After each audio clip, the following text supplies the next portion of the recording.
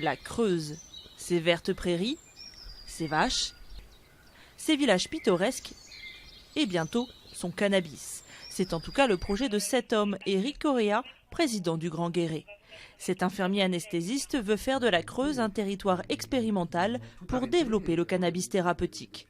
Une proposition qui répond au défi lancé par le président il y a quelques mois pour redynamiser ce département rural.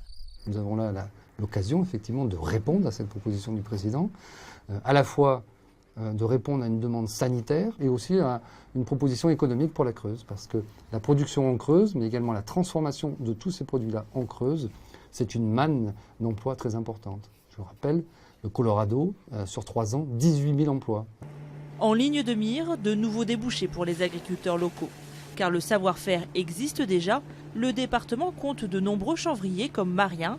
Ces 25 hectares de chanvre sont uniquement destinés au secteur de la construction ou de l'alimentation, mais ils pourraient très bien s'adapter à cette nouvelle transformation.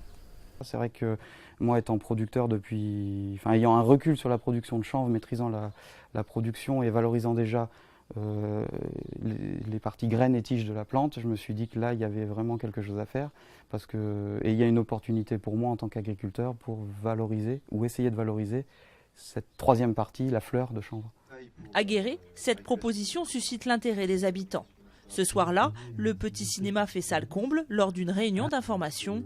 Médecins, juristes, patients sont présents pour démystifier l'usage du cannabidiol comme médicament. Peut-être que ça pourrait m'intéresser. J'ai une maladie un petit peu ingrate à soigner pour l'instant et peut-être que ça pourrait m'aider. J'ai toujours fait du chanvre chez nous, donc pourquoi pas aujourd'hui pour des visées thérapeutiques, ça peut être intéressant pour les patients et puis pour nous aussi agriculteurs.